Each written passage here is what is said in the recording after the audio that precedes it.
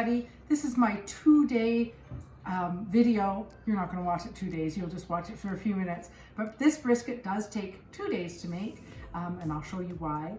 I was lucky enough to get a beautiful brisket from Alpine Sausage. We are going to have a meat shortage soon, so she was lovely enough to get me in my beautiful brisket, and it was here for me for last Friday. When you buy a brisket, you want it to be as even as possible throughout. You don't want a big fat chunk and then a very thin chunk. That's generally not how you want it, but you do want this fat on it. So we do want the nice fat on this brisket. That's very important. It's a cheaper cut of meat, and it has been used for years by Jewish people for different holidays. And as long as you cook it properly, it is the best, softest meat you can get. First, you have to make sure there's fat on it, and we're generally using about a 4 or 5 pound. This is probably more like a 7 or 8 pound, but it's going to be good. You want to have it in a pan that fits it exactly. Otherwise, it's going to shrink, so you don't want that much air around it. First thing we're going to do is put some onion soup mix on it. You'll find there's tons and tons of recipes for brisket.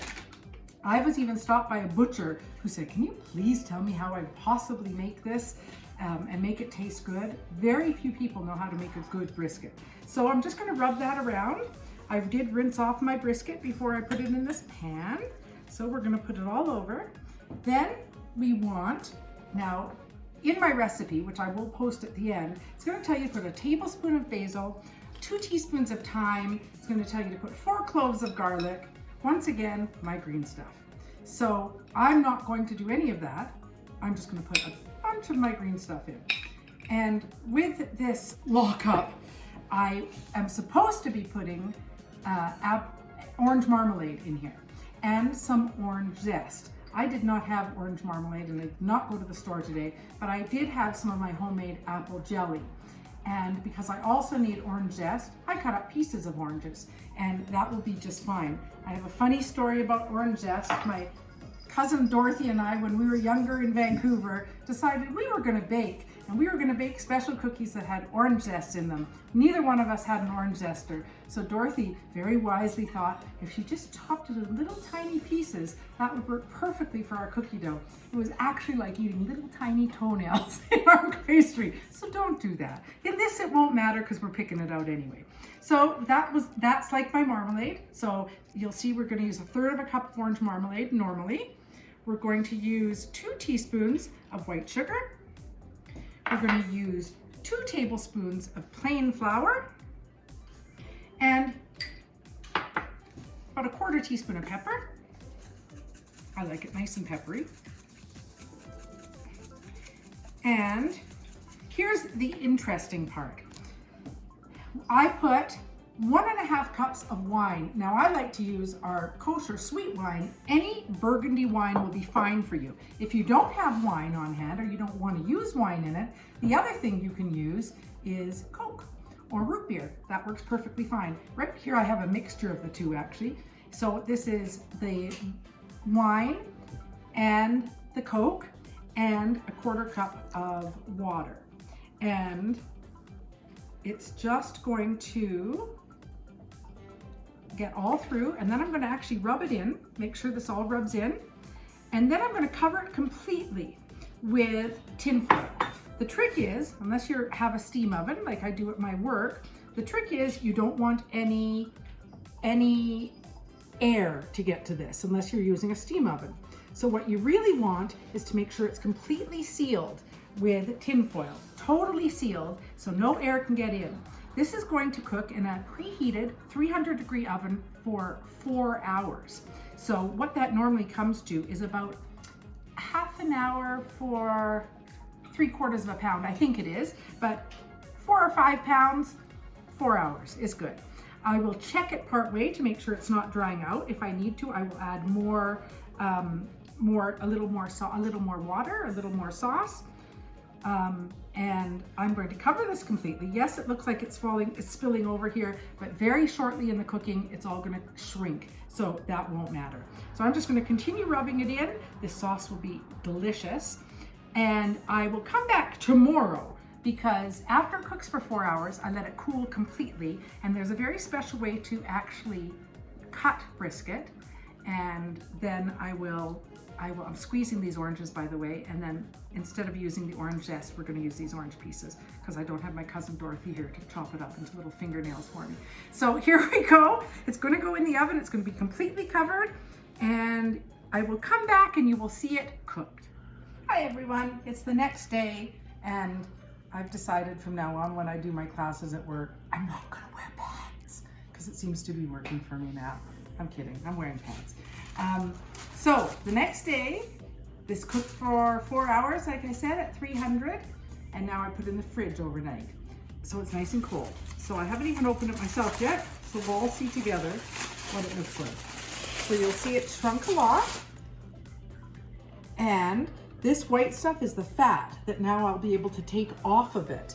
And then we will thicken the sauce. So I'm gonna take these oranges off that I used. This is where we get to the down and dirty. This sauce is actually, it's already very nice. It's already thick, but I will probably thicken it up a little bit more because we actually cook it a second time. We cook it at 300 now for another half an hour just to get all the sauces and yum in it. But this sauce actually is delicious as it is. I'm just going to take off these bits of cold fat, which are really easy to just remove. That's a little less fatty. I actually have a beautiful story about this. I made this for a friend of mine named Carrie, and I asked permission if I could tell this story. She was having her birthday party, and she asked me if I could make her the brisket. I said, sure, I'll make the brisket for her. And I've never been so highly complimented. I didn't know that one of the people at her party was a chef, and he called back and said, who made that brisket? It was delicious. So I'm very proud of myself because I'm not a chef. I'm just going to cut this in the center. I'm using my favorite Cutco knives. If anybody doesn't have Cutco but wants Cutco, I don't sell it, but I do know people who do. So the reason I'm cutting it down the center is to show you. So we have to cut it against the grain. So that means, I'm trying to find you a good piece of grain. The grain, right here you can see the lines. That means it's running this way, the grain. So we want to actually cut against the grain. And then if we cut against the grain, it doesn't fall apart. Now, I'm going to try that and show you. Now, the thinner you can cut it, the better it is. And you just keep cutting it along that way, and then we will put it back in this sauce. Now, this sauce, before we put it back, we can add a little cornstarch or flour just to make it a little bit thicker, but it's going to be delicious. And I'm going to continue cutting it. I will put it back in here. I'll show you what it looks like reheated. Perfect accompaniment, I think, to that brisket is something that we call potato kugel. And my friend Eric, who is from Peru, loves them. So he wants some kugel with his brisket, which he's getting tonight. So apparently Jewish cooking and Peruvian cooking must be pretty similar from what I understand. So again, my beloved food processor, Cuisinart. The other thing that I'm not plugging, but I'm telling you I love, is the Scrub Daddy that I get at Bed Bath & Beyond. And instead of peeling these potatoes, I scrub them over water with this, and it seems to clean them up perfectly. And often when I'm baking potatoes too, it's the rough side of the Scrub Daddy. I swear by these for cleaning. So I've cut up 5 potatoes into little pieces. I'm just going to throw them in. The trick to doing potato kugel or potato latkes, which are actually the exact same recipe, it's just one is baked and one is fried, is to put a piece of potato and a piece of onion. A piece of potato and a piece of onion. That way they don't go brown. Lots of people say they have problems with it going brown. So I'm going to turn this on with the lid off, and I will just continue throwing in potatoes, onion, until it's all mixed up. So I'll stop talking for a minute if you can believe it, and you'll watch that.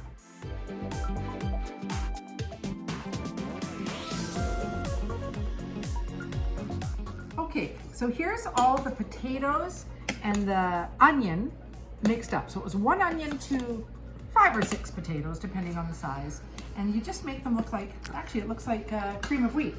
Then I have 4 eggs I'm gonna put in. And I'm gonna put a nice tablespoonful in my hand of salt. It doesn't have to be kosher salt. but I'm using kosher salt. And I like it nice and peppery, so we're gonna use all the rest of my pepper that's in here. Then we mix it around. Now you can put some flour in to help it bind. I'm gonna put some matzah meal in. I just actually like the taste better, but flour is absolutely fine as well. Matzah meal is just what I talked about before. It's the crushed up matzah, which is like a cracker. So flour, potato starch, or cornstarch, or a little bit of this. I'm gonna put a little bit of this. It just helps it bind, so does the eggs. Another tablespoonful, we'll say, maybe 2 tablespoons. I'm very particular.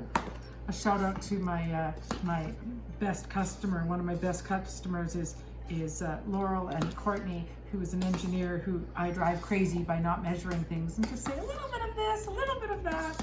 And then he says, how do you make it taste good? But it does. So here is the mixture. Now, something Peter's mom taught me is when you're having a big crowd, you can just put it in a nice casserole dish like this that's sitting with oil. But Peter's mom, when we were having a big crowd for, this is actually a Passover dish, or many of the Jewish holidays, she would do it in muffin tins. And I rarely can get them out, but I am gonna try it today. So I put a little bit of oil in every single one of the muffin holes, which I'm gonna go get for you. And then we're gonna pour it in. Hopefully you'll hear it going tss, because that means the oil's nice and hot. So basically this is a baked potato latke, but we call it potato kugel. So I'm just gonna be right back with the hot muffin tin from my oven. This is a very old muffin tin, but I poured oil in each one and I will fill it. There's the noise I wanted to hear, that little sizzle. And that sizzle means the oil is nice and hot and it's going to crisp up on the bottom, which is what I actually want. I also sprayed this with a little bit of cooking spray just because I don't trust myself. Somehow Peter's mother always got it to come out of the pan. I never do. So you just, it's not gonna rise, so you can fill it up as much as you want. It might rise a tiny bit from the egg, but you can also put baking powder in it. I also never do that. I just like the natural potato and onion, eggs, salt, and pepper. Some people put parsley in it too, and you can even put my green stuff in it if you really want. Now I knew I'd have a little bit extra, so I'm not gonna make another little one that's in a pan like this.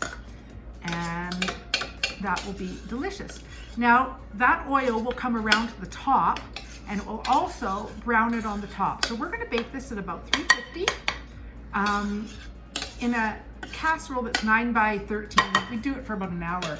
This I'm gonna do it till it's brown, and I'm guessing it will be about half an hour. So I will come back and show you our finished product of this. Thanks everyone.